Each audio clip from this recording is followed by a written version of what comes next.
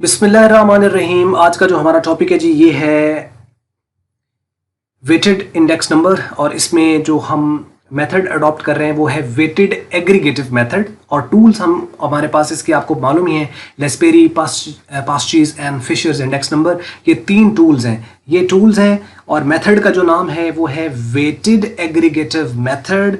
और हम index number कौन सा निकाल रहे हैं? इंडेक्स नंबर हम निकाल रहे हैं वेटेड इंडेक्स नंबर। ये किसकी सब कैटेगरी है? ये कंपोजिट इंडेक्स नंबर की सब कैटेगरी है। तो मतलब ओवरऑल मेन टाइप कौन सी है? Composite index number. उसकी जो सब टाइप है वो है वेटेड इंडेक्स नंबर। वेटेड में मेथड कौन सा है?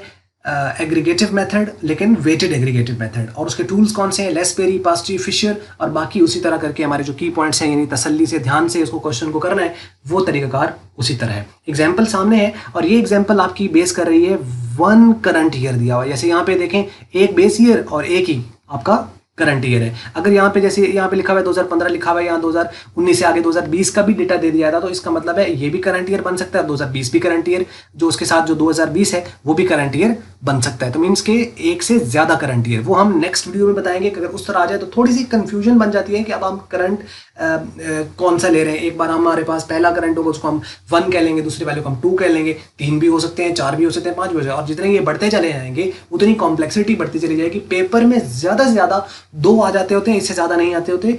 तो लेकिन ये है कि यहाँ पे हमारे पास एक ही करंट ईयर है, तो इसीलिए हमारे पास यहाँ पे लिखा हुआ है 1 करंट ईयर इज गिवन। एक करंट ईयर यानी 2019 को हम करंट लेंगे, और ये उससे पिछला साल है, यानी उससे पीछे वाला साल है, प्रीवियस है, पास्ट है, तो इसको हम बेस ईयर कहेंगे।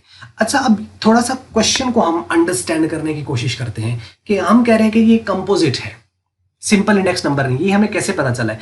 ये हमें पता चला है जी, वेरिएबल्स एक से ज्यादा दिए हुए हैं। यानी आपके पास ये आइटम जो है, ये एक ए नहीं दिया हुआ, ये सारा ए का डेटा नहीं है, इसमें बी का भी डेटा है, इसमें सी का भी डेटा है, और इसमें डी का भी डेटा है। इसका मतलब वेरिएबल एक से ज्यादा है, तो मतलब ये सिंपल इंडेक्स नंबर नहीं है। ये कौन सा इंडेक्स नंबर है? ये कंपोजिट इंडेक्स नंबर है। अच्छा, दूसरा हम इसको कह रहे हैं कि ये हमारा वेटेड इंडेक्स नंबर है। ये हमें कैसे पता चला है? वेटेड इस वजह से है कि मैं आपको पिछली वीडियो में बताया था कि जो अनवेटेड होता है उसकी एक वैल्यू दी होती है। अब एक वैल्यू से मुराद ये नहीं मैं लेता कि जी ये एक है और आगे और वैल्यू नहीं है, नहीं, एक ये वैल्यू है, दूसरी ये है, तीसरी ये है, चौथी ये, लेकिन हर वेरिएबल की है। चले हम इस तरह करके देख लेते हैं कि एक वैल्यू ये है तो दूसरी वैल्यू आपकी प्राइस की ये दी हुई है, इसकी क्वांटिटी एक ये है तो इसकी क्वांटिटी एक आगे ये दी हुई है। तो इस तरह करके दो तो है कम से कम, लेकिन इस बेस पे भी हम नहीं देख रहे। हम देख रहे हैं कि आपके पास ये जो उसका एक नाम दिया गया है, जो एक फील्ड दी गई है, वो कितनी है। यहाँ पे 2 फील्ड है एक ही वेरिएबल के साथ, यानी ए वेरिएबल के साथ 2 फील्ड है, एक प्राइस की फील्ड है और दूसरी क्वांटिटी की फील्ड है, और इसका ईयर दोनों का एक है। यानी एक ही साल में एक वेरिएबल के साथ 2 फील्ड गिवन है, एक प्राइस की एक क्वांटिटी की। तो मतलब ये वेटेड है। अनवेटेड होता तो या खाली ये दिया होता या खाली ये दिया होता, वो अनवेटेड होता। अब ये वेटेड है। अब हमें क्या करना है? उसने कुछ यहाँ पे बताया नहीं कि आपने कौन सा इंडेक्स नंबर निकालना है, प्राइस इंडेक्स नंबर निकालना है या क्वांटिटी निकालना है। तो फिर तो हमारी ऑप्शन यही होगी कि हम प्राइस इंडेक्स नंबर निकालते हैं नॉर्मली। अगर वो कहता है कि क्वांटिटी इंडेक्स नंबर निकालें, तो फिर हम क्वांटिटीज जो है इसको हम पहले लिख के और उसके बाद फिर बेस ईयर की प्राइसेस ले लेते। अब आपको प्राइस इंडेक्स नंबर निकालना है तो प्राइसेस पहले लिख के और बेस ईयर की क्वांटिटीज ले लेनी है। लेस्पेरी में, पास्ची में उसके उल्ट होता है, फिशर तो वैसे उसका ज्योमेट्रिक मीन है। ये बात आपको समझ लग रही होगी क्यों मैं थोड़ा सा तेज बोल रहा हूँ, क्योंकि पिछले लेक्चर्स के अंदर ये मैं डिटेल में सारी चीजें बता चुका हूँ। अच्छा, अब यहाँ पे देखें कि 2015 एंड 19 ये बेस ईयर, ये करंट ईयर, तो आपको ये पता चल गया कि ये हमारे पास कौन सा है, ये वेटेड है, क्योंकि इसके साथ वेट्स गिवन है, इसके साथ भी वेट्स गिवन है, 2 वैल्यूज हैं, 2 फील्ड है, यहाँ पे भी 2 फील्ड है, 3 भी आपके पास कोई हो सकती है। तो मींस के इस तरह करके आपके पास डेटा मूव करता है, चलता है। और कौन सा वो वेट आपको कहे या नहीं करे, इससे ज्यादा वेट दिए तो फिर किस वेट को लेना है वो पे डिपेंड करता है कि कौन सा वो वेट कहेगा कि पहले में जी ये वेट ले लें, दूसरे में जी ये वेट ले लें, तो उसके अकॉर्डिंगली हम फिर उसको लेके चलते हैं। लेकिन यहाँ पे वेट भी एक एक ही गिवन है, और ईयर भी आपके पास जो है यहाँ पे एक बेस ईयर और एक आपके पास करंट ईयर है। जो करंट ईयर एक है तो हम इसे कह लें 1 करंट ईयर इज गिवन। तो ये आपको बात समझ लगी होगी। तो मीन आपको कंपोजिट भी समझ लग रहा है, आपको ये भी समझ लग रहा है कि ये वेटेड है। और अब हमें इसे मेथड किसे कर रहा है? मेथड इसके लिए 2 ही होते हैं वेटेड के लिए। एक आपके पास होता है वेटेड एग्रीगेटिव मेथड, जिसके टूल्स आपके पास ये हैं। अब उसने डायरेक्टली टूल्स कहती हैं, तो इसका मतलब हम ये कौन से मेथड से कर रहे हैं? वेटेड एग्रीगेटिव मेथड से कर रहे हैं इस क्वेश्चन को हम। और दूसरी बात यह है कि अगर ये वेटेड एवरेज ऑफ रिलेटिव से होता तो डेटा इसी तरीके से होना था, फिर लेस्पेरी पास्ची नहीं होना था, फिर वो फिक्स या चेंज से किया जाता। अब चलें क्वेश्चन की तरफ। बात कर रहे हैं कंस्ट्रक्ट प्राइस इंडेक्स नंबर, यहाँ उसने बताया हुआ है कि आपने प्राइस इंडेक्स नंबर निकालना है। और अगर वो साइलेंट होता, वो कहता है कि construct the index number for the 2019 on the basis of 2015 from the following data using ये, तो फिर हम प्राइस इंडेक्स नंबर भी निकाल सकते हैं, क्वांटिटी भी निकाला जा सकता है, लेकिन नॉर्मली हम प्राइस नंबर निकालते हैं। अब यहाँ उसने खुद कहा है कि आपने प्राइस इंडेक्स नंबर निकालना है, मतलब प्राइस लिख के और क्वांटिटीज आपने बेस ईयर की लेनी है लेस्पेरी में, और पास्ची में आपने करंट ईयर क्वांटिटीज लेनी है, और इस तरह हम इसको क्वेश्चन को सॉल्व करेंगे। डेटा आपने देख लिया, आइटम आपके पास 4 आइटम दिए हुए, यहाँ पे वो नाम भी दे सकता है, कोई भी किसी भी प्रोडक्ट के कोई नाम दे सकता है, और उसकी प्राइस और आगे क्वांटिटी दे सकता है, और वो चाहे हाउस होल्ड चीज़ें हों या इंडस्ट्रियल कोई भी आइटम हो सकता है, कोई भी। तो यहाँ पे मैंने उनको सिर्फ सिंबल के तौर पर यानी ABC कहा है, तो मीन्स यहाँ पे कोई सा भी नाम आ सकता है। तो बाकी 2 ईयर हो गए, उसके बाद प्राइसेस और क्वांटिटीज। अच्छा, अब ये जो है बेस है, तो इसको हम कहेंगे P0, इसे हम कहेंगे Q0। क्यों कह रहे हैं Q0? मतलब ये P0 है, Q0 है, मीन के ये बेस ईयर की प्राइस, ये बेस ईयर की क्वांटिटी, और ये हमारा करंट ईयर है। इसमें जो प्राइस आएगी वो करंट ईयर की प्राइस और करंट ईयर की क्वांटिटी, यानी ये PN है और ये QN है।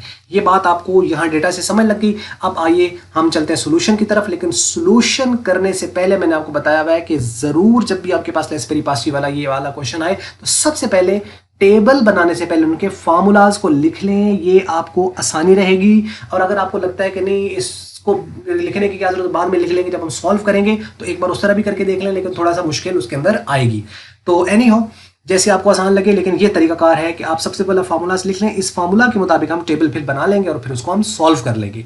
यहाँ पे देखिए बात कर रहे हैं लेस्पेरीज इंडेक्स नंबर, चूंकि प्राइस इंडेक्स नंबर है, तो हमने सबसे पहले क्या किया, PN QN वो लिख लिया। उसके बाद हमने बेस ईयर की क्वांटिटीज यूज करनी है, तो यानी Q0 के साथ मल्टीप्लाई और इनके प्रोडक्ट का सम और इनके प्रोडक्ट का सम और 100 से मल्टीप्लाई, ये फॉर्मूला होता है। पास्ची में क्या होता है, करंट ईयर की क्वांटिटीज हम यूज करते हैं प्राइस इंडेक्स नंबर में, तो ये करंट ईयर की क्वांटिटीज ले ली, बाकी PN QN उसी तरह आ गया जैसे उसके अंदर था। और उसके बाद जो फिशर इंडेक्स नंबर, उसका लेस्पेरीज इंडेक्स नंबर और पास्चीज इंडेक्स नंबर का जो मैट्रिक मीन होता है, जिससे पिछली वीडियो में हमने आपको ये सारा समझाया था। अब आइए हम इसके टेबल की तरफ चलते हैं। तो अब यहाँ पे देखें, सबसे पहले आपने आइटम इसी तरह लिख लेने, जो भी ABC दिए हुए, या वो आपको पोटैटो, टोमेटो, अनियंस वगैरह इस तरह करके दे देता है, या कोई भी और भी आपके पास ब्रेड, एग वगैरह कुछ दे देता है, या कोई भी पर्टिकुलर आइटम है, मोबाइल फोन्स या व्हाट्सएवर जो भी है वो आइटम होंगे, यहाँ लिख लेंगे आप। अब उसके बाद आपने ये 4 ही तो हैं, P0 Q0 PN QN, ये 4 ही तो हैं, तो ये चारों लिख लेने हैं आपने। बाकी इनके प्रोडक्ट्स जो फार्मूलाज में यूज हो रहे हैं वो हमने आना है। अच्छा, अब ये देखिए, सबसे पहले चले हम चलते हैं ऊपर। तो ये बेस ईयर की प्राइस है, ये बेस ईयर की क्वांटिटी है, तो सबसे पहले हमने यहाँ पे PN लिख दिया, P0 लिख दिया, और यहाँ पे क्वांटिटी के लिए Q0 लिख दिया। अब ये जो प्राइसेस हैं ये हैं बेस ईयर की, तो इसको हम यहाँ लिख देंगे। तो यहाँ पे देखें 2 4 5 3 और ये 2 4 5 और 3 ये नीचे इसी तरह हमने इसको लिख दिया है। अब शायद थोड़ा सही नजर आ रहा हो। अच्छा, इसी तरीके से Q0 है तो वो ये वाली है 10 5 8 20, तो 10 5 8 20। उसके बाद ये है PN, इसको यहाँ लिख लिया, और ये क्या है, ये QN है, ये क्या है 4 5 6 3 4 5 6 3, और उसके बाद ये क्या है QN है 8 6 10 25 8 6 10 25। तो मीन्स कि ये वैल्यूज हमने जैसे वो दिया हुआ था ये फिल कर लिया। अब आगे हमने जो कॉलम बनाने हैं वो फार्मूला के मुताबिक बनाने हैं। यहाँ देखें पहले ऊपर कौन सा प्रोडक्ट आ रहा है, PNQ0, तो हम यहाँ पे क्या लिखेंगे, PNQ0, ये लिख लिया। आगे कॉलम कौन सा बनेगा, P0 Q0 है नीचे, तो हम यहाँ पे लिखेंगे P0 Q0 यानी P0 Q0, ये लिख लिया। दूसरे फॉर्मूला में PN QN आ रहा है, तो यहाँ पे हम PN QN लिख देंगे, और नीचे क्या आ रहा है P0 QN, तो हमने यहाँ पे लिख लिया P0 QN। तो इससे ये दोनों हो जाएंगे। तो पास्ची के फिशर के कहाँ गए, फिशर का तो हमने जब इन दोनों के निकाल लेने तो फिर उसी को हम यूज कर लेंगे। अच्छा, अब यहाँ पे तो सम है, तो सम हम इन सारों को पहले कैलकुलेट करेंगे तो नीचे सम आएगा ना, तो मतलब हमने सारे कैलकुलेट कर लेने हैं प्रोडक्ट, फिर उसका लास्ट पे हमने सम ले लेना है। अब देखें इसकी कैलकुलेशन बहुत आसान है, टेबल का सिर्फ ये लिखना, बाकी तो प्रोडक्ट ही है। अब यहाँ पे देखें PN और Q0 है, PN है हमारे पास 4, ये वैल्यू है, और Q0 कितना है, Q0 ये है, वो है 10, तो इसका मतलब 10 4s are 40, तो ये 40 आ गया। मतलब एक इस वाले को और एक इस वाले को हमने मल्टीप्लाई। अब यहाँ पे ये 5 है PN, और उसके बाद Q0 कितना है 5, तो 5 5s are 25, 25 आ गया। यहाँ पे 6 है और 8 है, तो 8 6 are 48, तो ये लिख दिया। इसके बाद ये आपके पास 20 है और उसके बाद ये 3 है, तो 23 are 60, तो ये 60 लिख दिया। मीन्स ये कैलकुलेट हो गया। आगे P0 Q0 है, वो P0 की वैल्यूज़ ये हैं, Q0 की वैल्यूज़ ये हैं। यहाँ इसकी वैल्यू 2 है, इसकी 10 है, तो 2 × 10 तो 20 आ गया, 4 × 5 तो 20 आ गया, 5 8 ज़ार 40, 40 आ गया, 3 20 ज़ार 60, तो ये आ गया, ये भी फिल हो गया। उसके बाद आगे क्या आ रहा है, PNQN, तो PN है आपके पास ये वाली वैल्यू और आपके पास जो QN है वो ये है। इन दोनों को मल्टीप्लाई करेंगे तो 4 8 ज़ार 32, 5 6 ज़ार 30 और 6 10 ज़ार 60 और 3 25 ज़ार 75, तो आपके पास ये वैल्यूज आ गई। आगे है P0QN, P0 कौन सा है आपके पास ये, और QN कौन सा है वो आपके पास ये है, यानी ये लास्ट कॉलम और इधर से ये वाला। तो 2 8 ज़ार 16, 4 6 ज़ार 24, 5 10 ज़ार 50 एंड 3 25 ज़ार 75, तो ये वैल्यूज़ आ गई। अब हमने क्या करना है, इनका सम चाहिए हमें फार्मूला के मुताबिक, तो हमने क्या किया, इसका भी सम ले लिया 173, इसका सम ले लिया 140, इसका सम लिया 197, इसका सम लिया 165। अब फार्मूला के मुताबिक ही थे। अब ये चूँकि जो सम है ये इस ऊपर वाले का सम है, ये जो 140 है ये इस नीचे वाले का इसका सम है, ये जो सम आया है ये इस वाले का सम है, और जो ये सम आया है ये आपके पास ये नीचे वाले का सम है। अब इसका मतलब 173 को हमने 140 पे डिवाइड करके 100 से मल्टीप्लाई, और 197 को 165 पे डिवाइड करके 100 से मल्टीप्लाई। इसके केस में आपका पास्ची का कैलकुलेट हो जाएगा, इसमें आपके पास लेस्पेरीज कैलकुलेट हो जाएगा। तो अब आ जाइए नीचे के हमने कैलकुलेशंस कैसे किए, तो ये देखें 173 डिवाइड बाई 140, फार्मूला उसी तरह लिख के, और 100 से मल्टीप्लाई 123.57, दूसरे को आपकी 197 में 165 डिवाइड करके 100 से मल्टीप्लाई 119.39, ये दोनों कैलकुलेट हो गए। और अब दोनों का आप ज्योमेट्रिक मीन ले लें, मैंने दोनों को मल्टीप्लाई करके इसका अंडर रूट ले लें, तो 121.46 ही आपके पास आ जाएगा। तो इस तरह करके ये कैलकुलेट हो जाता है। तो ये था आज का हमारा लेक्चर, और उम्मीद करते हैं आपको समझ लगी होगी। अगर आपको मल्टीपीडिया की वीडियो अच्छी लगी तो इसको आप लाइक कर लें, शेयर कर लें दूसरों के साथ। अगर आपको अच्छी नहीं लगी तो इसको डिसलाइक ज़रूर करें, और वीडियो देखने का बहुत शुक्रिया।